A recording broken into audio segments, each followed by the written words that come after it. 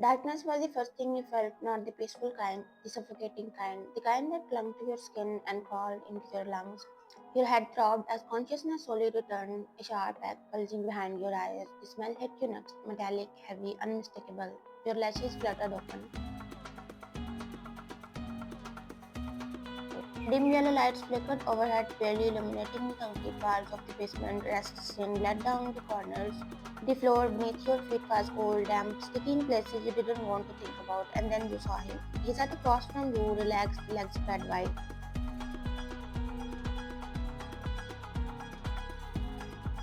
Smoke curled lazily from the cigarette beneath his fingers, filling the room like poison. His eyes, dark, empty, predatory, never left your face.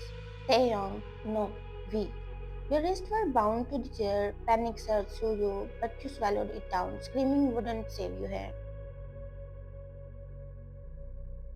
His gaze moved slowly, deliberately, like a hunter studying wounded prey. You swallowed, your voice barely steady. Why did you kidnap me, Taeyang? The cigarette dropped to the floor in a blink. He was in front of you, his hand shoot out, finger wrapping around the jaw with brutal precision. Forcing your face upward, his grip was not rushed, it was controlled, practiced. He leaned close, breathed warm against your skin. He growled, "We." The tongue pressed harder into your skin. That name on your tongue is poison to me. I'm not the young to you. His eyes darkened, something lethal flickering beneath them. I am we, and my venom will eat you alive. Your eyes slid shut. You had known this moment would come. You remembered the boy who used to smile softly. You remembered the son who loved his father more than the world itself. You remembered the night his father died. The way the young, no, we had broken, how his bodyguards had dragged him away from the grave every morning, unconscious from grief, blood on his knuckle from clawing at earth. I did nothing, and you know that. Your voice trembled, his grip tightened. Your father, his part, futured mine. He straightened, towering over you. He made my mother a widow. The past sat between you both, unspoken, heavy, soaked in blood. Years ago, your father and his had ruled the underworld together. Brothers in crime, partnered in power until greed took over. Until ambition turned into betrayal, your father had wanted more. And in that hunger, he had slaughtered the young's father, brutally, mercilessly, thinking an 18 years old hire would be easy to crush. He had been wrong, very wrong. The young had risen. He had taken his father's throne. And he had destroyed every man who stood in his way, including your father. And now, we said quietly, dangerously, I'll make him feel the same pain. Before you could react, he jerked the chair backward. Your head slammed against the iron nail jutting from the wall. White hot paint exploded behind your eyes while mud trickled down your head back. He stared at you for some time, then turned away and left like nothing happened. You woke up to red, deep, suffocating crimson lights forced over the room like blood beneath water, velvet curtains, dark walls, a bedroom that felt more like a cage than comfort. Your body stiffened. He sat on the couch, legs spread, jacket discarded, shirt sleeves rolled up, cigarette between his fingers, watching you as if he had been there the entire time. Your breath hitched as he stood and approached you slowly. He tossed a pen and a paper onto bed. Sign this. Your hand shook as you looked down. The words blurred before your eyes. Marriage certificate. Your blood ran cold. Your throat dried instantly. What? What are you saying? I'm not marrying you. He bent down until his eyes were level with yours. There is no escape for you. You are mine to destroy every inch. Tears welled up in your eyes, not because you were weak, but because the man standing in front of you, the monster, the devil, the destroyer, was the man you had loved in silence for years. The truth tasted bitter. You picked up the pen. A single tear slid down your cheeks as you signed your name. He smiled, not warmly, possessively. Good girl, you're my wife now, he said casually. And you know what responsibilities wives have, don't you? Be ready tonight. He straightened, stressified, your body trembled. He turned and walked out, the door slammed shut behind him, leaving you alone in the red room, married to the man who hated you. Bound to the man you loved and trapped in a revenge written in blood. Night came and passed, but he never did. You lay awake for hours, curled beneath the heavy shades of the red light bedroom, your body trembling not from cold alone, but from waiting. Every sound made your heart race, every shadow felt like him. Midnight slipped by, eventually exhaustion claimed you. The club was drowning in noise, bass thundered through the walls, neon lights cutting through smoke and chaos, but none of it reached the young. He sat at bar, glass after glass emptied with breathless speed. Whiskey burned down his throat, but not nearly enough to silence the storm inside him. His eyes were bloodshot. His hand, the same one that had gripped your jaw, was bleeding freely now, crimson seeped between his fingers, dripping onto the floor unnoticed. Only one sentence haunted his lips. I hurt her. I hurt her, Jimin. Jimin stiffened beside him, the only woman more important to me than the entire universe. The young voice cracked, raw, and broken. He laughed bitterly, dragging a hand through his messy hair. The one I dreamed of worshipping like goddess, the one who stole my sleep for years. Because I couldn't stop myself from climbing her balcony just to watch her breathe while she slept. Jimin's chest tightened. This was not new.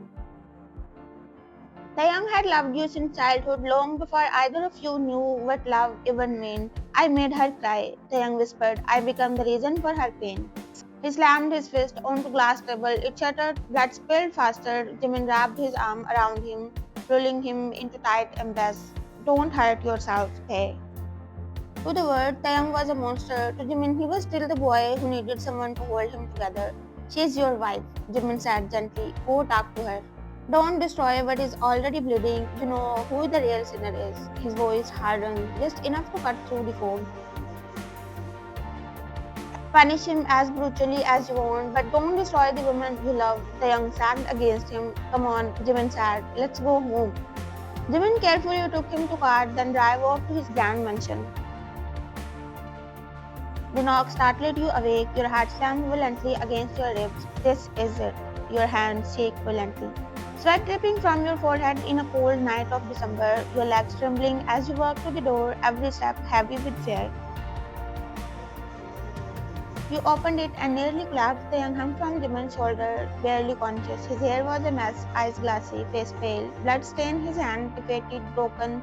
Nothing like the devil you had met yesterday. He stared at you like you were something he's afraid to lose ever in his life.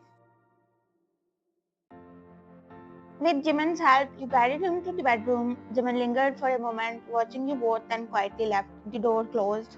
Before you could step away, strong arms pulled you into a crushing embrace. Taeyang buried his face against your neck. He smelled of alcohol, sweat, and pain.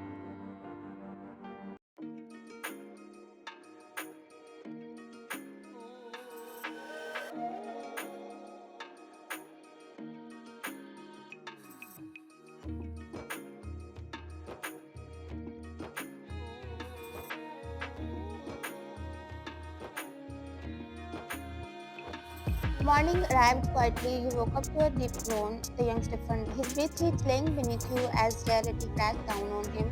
His eyes snapped open, he froze, then glared. Get off my chest, he growled. How dare you come so close to me? You didn't move, in fact, you snuggled closer.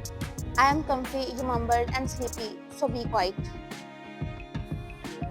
What? He blinked in utter speechlessness. And as my husband, you should know your responsibilities too, right? Your biggest responsibility is taking care of your wife. You continued lazily, eyes closed, silence fell. Like the universe went frozen, you had just rendered Asia's deadliest mafia specialist. This woman, he muttered, she will be the death of me. And you can pretend to be angry all you want, you added, patting his chest. I'm busy sleeping in my husband's arm. He hissed in annoyance. Do you have a death wish? No, you smiled. Just another peaceful nap. Moments later, your soft snorts filled the room. Taeyang stared down at you, ridiculous, yet his arm tightened instinctively, gentle, careful.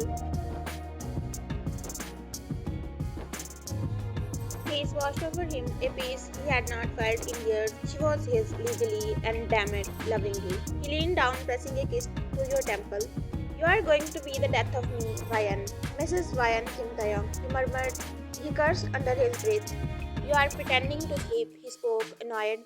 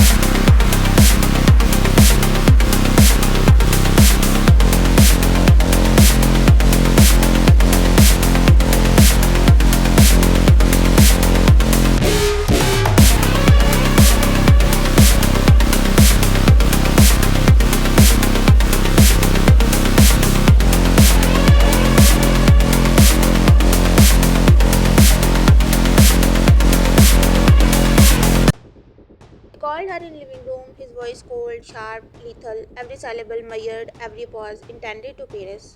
I killed your father. The words fell from his lips like a guillotine. He expected tears, rage, a scream, hatred, something, anything that would justify his carefully plotted cruelty, but there she was, nibbling on her cookies, nonchalant, comfortable, like he had just told her what he had for breakfast. She nodded as if agreeing with the casual daily fact. No trembling, no tears, no flinching. His chest tightened. She didn't care. His hands clenched until his knuckles whitened. And in that moment he realized that truth that he has been denying for years. He was not the one in control. She was. He was still standing there waiting for the tears hatred for her to break so his revenge could finally feel complete. Instead, she looked at him, really looked, her fingers still around the cookies in her hand. She set it aside deliberately, the casual calm went from her face, replaced by something far dangerous, something colder, something darker, finally some peace for my mother's soul. Her voice didn't tremble, it didn't crack, it was steady but laced with the hatred, so sharp it cut deeper than any scream ever could. He stiffened, she lifted her gaze to his eyes burning. He didn't just kill your father, she continued. That man, my so called father, destroyed a woman too. The words slowed, each one deliberate. He destroyed my mother, then snatched me from her. The world stopped, the young froze. The air was ripped from his lungs as if someone had struck him hard in the chest. His ears rang, his thoughts scattered. The word echoed again and again, vicious and unforgiving. His father's killer had not just been a traitor, he had been a monster, a real one. Not the kind the young had become out of grief, but the kind that ruined lives and left scars that never healed. His hand trembled, his jaw tightened so hard it ached.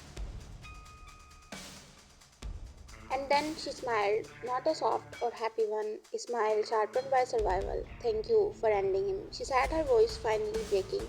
She wiped a tear off her cheeks. She turned away, taking a step back, then another, and then almost absurdly, she did a tiny, quiet spin.